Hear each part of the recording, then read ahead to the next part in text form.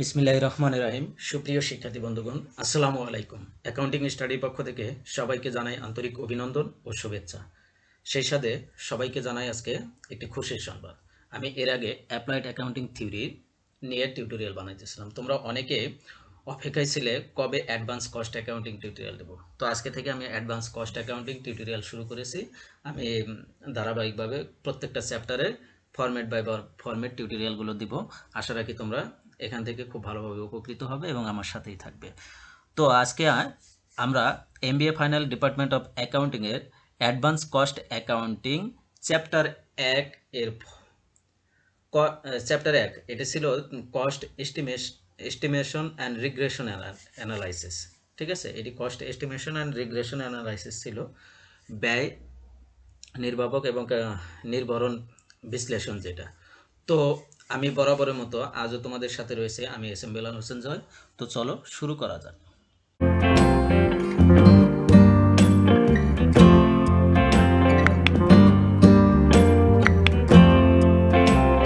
দেখো, chapter 1 cost estimation and regression analysis. আমরা format 1 আর 2 শিখবো আজকের এই টিউটোরিয়ালে। পরবর্তী টিউটোরিয়ালে আমরা বাকি ফরম্যাটগুলো শিখব।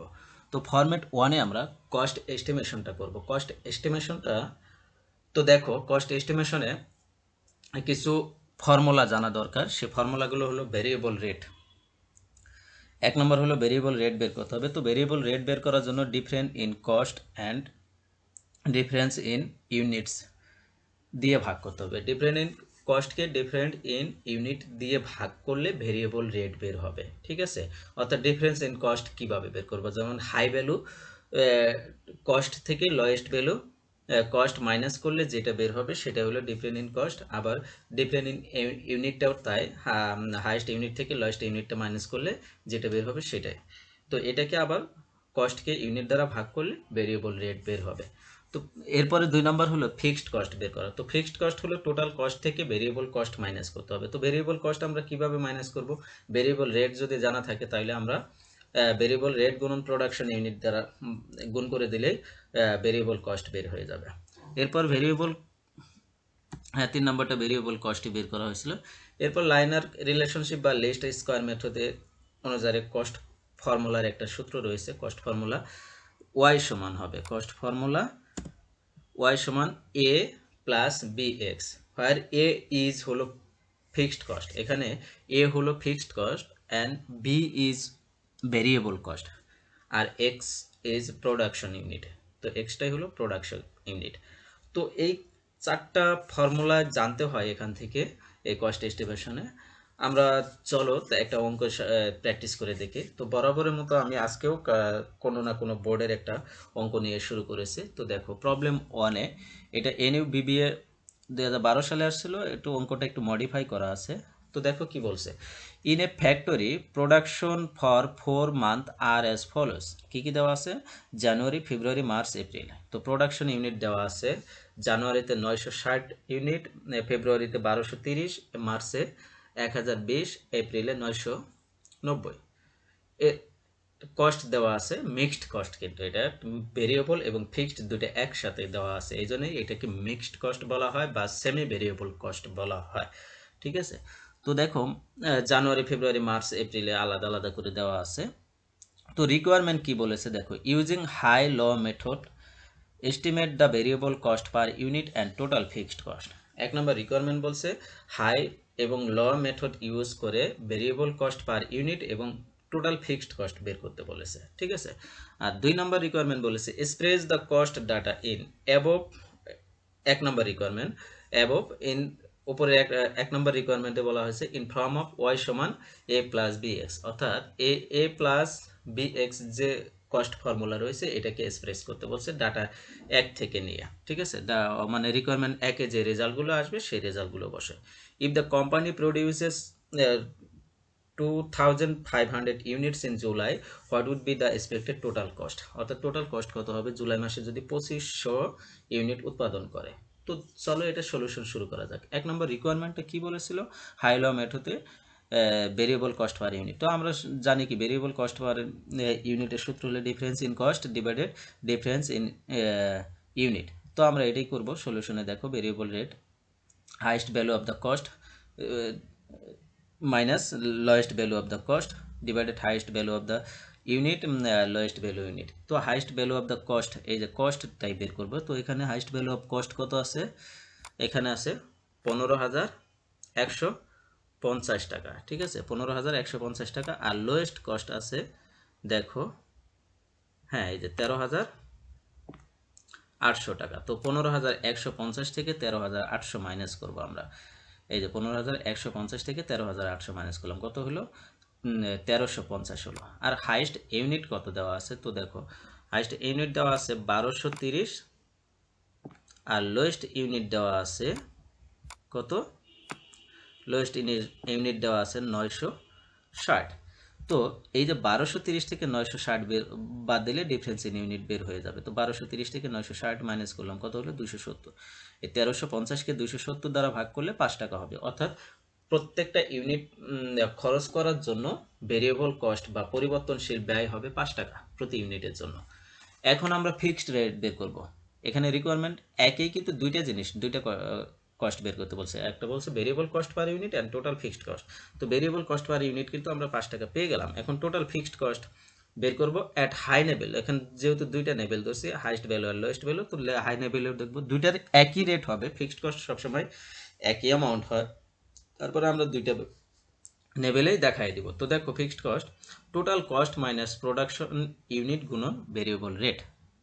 তো যেহেতু হাই লেভেলে করছি, তো হাই লেভেলের টোটাল কস্ট কত আছে 15,150 আর প্রোডাকশন ইউনিট আছে 1230 আর ভেরিয়েবল রেট দেওয়া আছে 5 টাকা। তো 15,150 মাইনাস প্রোডাকশন ইউনিট 1230 গুণন 5, ঠিক আছে, এটা ক্যালকুলেশন করলে হয় 9,000 টাকা। তো 9,000 টাকা ফিক্সড কস্ট বের হয়ে গেল। এখন টোটাল ফিক্সড কস্ট অ্যাট লো লেভেলে করব, অ্যাট নো লেভেলে করব। দেখো ফিক্সড কস্ট সমান total cost divided minus production unit গুণন ভেরিয়েবল রেট। তো এখানে দেখো টোটাল ফিক্সড কস্ট কত দেওয়া আছে 13,800 টাকা লো লেভেলের যেটা, ঠিক আছে। তো আর দেওয়া আছে এখানে কত দেওয়া আছে 960 টাকা। তো 960কে 5 দিয়ে গুণ করব, করলে 4,800 হয়। 13,800 থেকে 4,800 বাদ দিলে 9,000। তো দেখো হাই লেভেলে 9,000 টাকা আসছে, লো লেভেলে 9,000 টাকা আসছে। দ্যাটস মিন প্রুফ হলো কি যে ফিক্সড কস্ট এটাই, ঠিক আছে, কারণ ফিক্সড কস্ট যে লেভেলেই যাও না কেন সমানই হবে। এরপর রিকোয়ারমেন্ট 2 বলেছে, এই যে 1 নম্বর রিকোয়ারমেন্ট যে করলাম, এই মানগুলো বসায় আমাদের যে কস্ট ফর্মুলা রয়েছে y সমান b প্লাস s, তাহলে এইটা করতে হবে। তো আমরা জানি কি a সমান ফিক্সড কস্ট আর b সমান ভেরিয়েবল কস্ট, আর x তো দেওয়া আছে, এক্সটা হলো প্রোডাকশন ইউনিট। তো কস্ট ফর্মুলা দেখো, এখানে এর মান আমরা 900 পেয়ে গেছি ফিক্সড কস্ট, আর ভেরিয়েবল কস্ট পেয়ে গেছি, ভেরিয়েবল কস্ট পার ইউনিট পেয়ে গেছি 5 টাকা, ঠিক আছে, ভেরিয়েবল রেট। আর এক্স তো এখানে দেওয়া নাই, এক্সই থাকবে। তো ফর্মুলাটা আমরা এইভাবে বসাই দিলাম।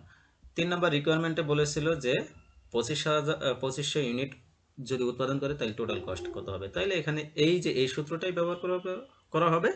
এখানে এক্স এর মান 25 বসাই দেবো, কারণ প্রোডাকশন ইউনিট আমরা জানি এক্স মান কি প্রোডাকশন ইউনিট। তো এটা বসাই দিলাম, এক্স এর মান প্রোডাকশন ইউনিট 2500 টাকা বসাই দিলাম। তো 5 এর সাথে 2500 গুণন করলে কত হয় 12,500, 9,000 আর 12,500 যোগ করলে কত হয় 21,500। এটি হলো টোটাল কস্ট, ঠিক আছে। আশা রাখি তোমরা 1 নম্বর রিকোয়ারমেন্টটা বুঝতে পারছো। তো এই যে কস্ট এস্টিমেশনে সবগুলো এইরকম অঙ্কই থাকবে। আমরা 2 নম্বর ফরম্যাটটা আজকে দেখব। তো দেখো 2 নম্বর ফরম্যাট বলছে contribution method and missing amount. তো অনেক সময় মিসিং অ্যামাউন্ট দেওয়া থাকে, যে অ্যামাউন্টগুলো ফিল আপ করতে হয়, ঠিক আছে, আর কন্ট্রিবিউশন মেথড অনুযায়ী ইনকাম স্টেটমেন্ট বের করতে হয়। তো আমরা একটা অঙ্ক দিয়ে শুরু করব। তো চলো, এটা যদিও কোনো বোর্ডে আসে নাই, তারপরে অঙ্কটা ইম্পর্টেন্ট অনেকটাই, এবং কি বোর্ডে আসলে এই কোয়ালিটির অঙ্কই আসে। তোমরা দেখো কি বলেছে, যখন company manufactures and sells a single product, a partially completed schedule of the company's total and per unit cost over the relevant range of 60,000 to 1 lakh unit product and sold manually is given below। আচ্ছা, তো এখানে relevant রেঞ্জটা দেওয়া আছে 60,000 থেকে 1 লাখ টাকা পর্যন্ত, ঠিক আছে। এই আর এখানে product and salt annually is given value নিচে দেওয়া আছে। তো দেখো 60,000 ইউনিট দেওয়া আছে আর 1 লাখ ইউনিট দেওয়া আছে, মাঝখানে একটা মিসিং রয়েছে। তো এই মিসিংটাও আমাদের ফিল আপ করতে হবে, 60,000 আর 1 লাখের মাঝামাঝি কোনটা হবে সেটা ফিল আপ করতে হবে, এটা আমরা করব। তারপরে দেখো ভেরিয়েবল কস্ট দেওয়া আছে, টোটাল কস্ট দেওয়া আছে, ভেরিয়েবল কস্ট দেওয়া আছে 3,60,000 টাকা 60,000 ইউনিটের জন্য, ফিক্সড কস্ট দেওয়া আছে 6 লাখ টাকা 60,000 ইউনিটের জন্যই। টোটাল কস্ট হবে, তাহলে ভেরিয়েবল কস্ট আর ফিক্সড কস্ট যোগ করলে টোটাল কস্ট হয়। এরপর কস্ট পার ইউনিট সবগুলো প্রশ্নবোধক চিহ্ন দেওয়া আছে, মানে ফিল আপ করতে হবে তোমাকে। তো আমাদের এই বক্সটাই এখন কি করতে হবে, টেবিলটা পূর্ণ করতে হবে। তো এই টেবিলটা পূর্ণ করার জন্য আমাদের কি করতে হবে, প্রথমে রিকোয়ারমেন্ট কি বলেছে দেখো, complete the schedule of the company's total and unit cost above. এর উপরে যে টোটাল অ্যান্ড ইউনিট কস্ট রয়েছে এগুলো সব কি করতে হবে, কমপ্লিট করতে হবে। 2 নম্বর রিকোয়ারমেন্ট বলেছে assume that the company produce and sells 90,000 units during the year at a selling price টাকা 16 পার ইউনিট। অর্থাৎ এই বছরে যদি 90,000 ইউনিট প্রোডাক্ট উৎপাদন করে এবং সেগুলো যদি 16 টাকা করে বিক্রি করে, তাহলে prepare a contribution format income statement for the year. তাহলে এই বছরের জন্য একটা আয় বিবরণী তৈরি করো কন্ট্রিবিউশন মার্জিন ফরম্যাট অনুসারে, ঠিক আছে। তো আমরা এটা সলিউশন করব। সলিউশন করার জন্য আমাদেরকে প্রথমে ওয়ার্কিং করে নিতে হবে। তো ওয়ার্কিংটা করে নেব, দেখো ওয়ার্কিং করে নেব ভেরিয়েবল কস্ট পার ইউনিট আগে বের করে নেব। তো ভেরিয়েবল কস্ট পার ইউনিট কিভাবে বের করব, ভেরিয়েবল কস্টকে আমরা ইউনিট দ্বারা ভাগ, প্রোডাকশন ইউনিট দ্বারা ভাগ করে দেবো, তাহলে ভেরিয়েবল কস্ট পার ইউনিট বের হয়ে যাবে। তো টোটাল ভেরিয়েবল কস্ট 3,60,000 আর ইউনিট দেওয়া আছে 60,000। এই যে প্রথমে তাই দেওয়া ছিল, ইউনিট 60,000 দেওয়া ছিল আর টোটাল ভেরিয়েবল কস্ট দেওয়া ছিল 3,60,000। তো 3,60,000কে আমরা কি করব, প্রোডাকশন ইউনিট দ্বারা ভাগ করে দেব। প্রোডাকশন ইউনিট দ্বারা ভাগ করে দিলে এই 3,60,000কে 60,000 দিয়ে ভাগ করলে কত হবে, 6,000 টাকা হবে, 6 টাকা হবে। এরপর মেসিং প্রোডাকশন ইউনিট। তো মেসিং প্রোডাকশন ইউনিটটা আমরা বের করব। এই যে দেখো এখানে 60,000 এবং 1 লাখ রয়েছে, এই 60,000 এবং 1 লাখের মাঝামাঝি করব। তো 60,000 আর 1 লাখ যোগ করব, 2 দিয়ে ভাগ করব, ভাগ করলে কত হবে 80,000। এই 80,000 ইউনিটটাই হলো মেশিন প্রোডাকশন ইউনিট, ঠিক আছে। তো আমরা এখানে এই 80,000টা ফিল আপ করে দিলাম, এখানে কিন্তু আমাদের প্রোডাকশন ইউনিটটা 80,000 ফিল আপ করে দিলাম। এখন আমাদের কি করতে হবে, ভেরিয়েবল কস্ট বের করতে হবে সবগুলোতে। তো ভেরিয়েবল কস্ট 3,60,000 বসালাম 60,000-এর জন্য, তাইলে যেহেতু পার ইউনিট ভেরিয়েবল কস্ট পেয়ে গেলাম 6 টাকা করে, তাইলে 80,000-এর সাথে 6 গুণন করলে 4,80,000 হবে, 1 লাখের সাথে 6 গুণন করলে 6 লাখ টাকা হবে। আর ফিক্সড কস্ট আমরা জানি প্রত্যেকটা ইউনিট বা প্রত্যেকটা জবে কিন্তু ফিক্সড কস্ট সমানই হবে। তার মানে কি 60,000 ইউনিটের জন্য 6 লাখ, 80,000 ইউনিটের জন্য 6 লাখ, 1 লাখ ইউনিটের জন্য 6 লাখ টাকা। তো সমান হলো তিনটাই। তো এইবার তিনটা যোগ করলে কি, এগুলো আমরা যোগ করে দিলাম, ভেরিয়েবল এবং ফিক্সড যোগ করে দিলাম 9,60,000, এটা যোগ করলে 10,80,000, এটা যোগ করলে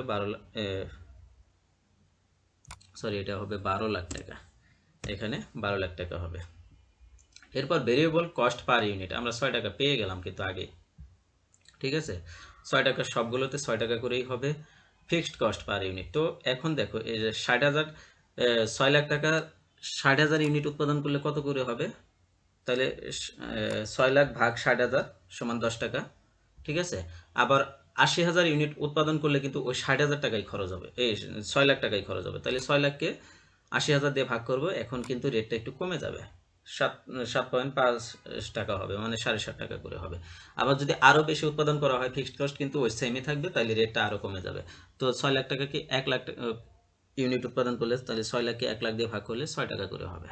তো এখন এই যে ভেরিয়েবল পার ইউনিট এবং কস্ট পার ইউনিট 16 টাকা হলো, এটা কত হলো 13 টাকা, এটা হলো 9 টাকা। তার মানে কি 1000 ইউনিট উৎপাদন করলে ইউনিট প্রতি খরচটা কিন্তু কমে আসবে, ঠিক আছে। এটার তুলনায় 60,000-এর তুলনায় 1 লাখের খরচটা কমে আসবে, ঠিক আছে। এই টেবিলটা ফিল আপ করলাম। এখন 2 নম্বর রিকোয়ারমেন্ট বলেছে assume that the company sells এই যে 9,000 ইউনিট, তো 60,000 ইউনিট কি বলি 90,000 ইউনিট 16 টাকা করে। তো আমাদের এখন কি করতে হবে, এখন একটা রিকোয়ারমেন্ট বের করতে হবে, সেটি হলো ইনকাম স্টেটমেন্ট। তো ইনকাম স্টেটমেন্ট কি সেলস থেকে ভেরিয়েবল কস্ট বাদ দিব, বাদ দিলে কন্ট্রিবিউশন মার্জিন বের হবে, এর থেকে ফিক্সড কস্ট বাদ দিব, বাদ দিলে আমাদের নেট অপারেটিং ইনকাম বের হবে। তো সেলস ছিল 90,000 ইউনিট গুণন 16 টাকা করে, তাহলে 90,000 গুণন 16 সমান কত হবে? 14,40,000। আর ভেরিয়েবল এক্সপেন্স তাইলে ওই 6 টাকা করে ছিল, তো 90,000 গুণন 6 সমান কত হবে? 5,40,000। কন্ট্রিবিউশন মার্জিন কত হবে? 14 লাখ থেকে 5,40,000 মাইনাস করলে কত হবে? 9 লাখ। এরপর ফিক্সড কস্টটা আমরা মাইনাস করবো। ফিক্সড কস্ট কিন্তু সব জায়গায় সমানই হবে।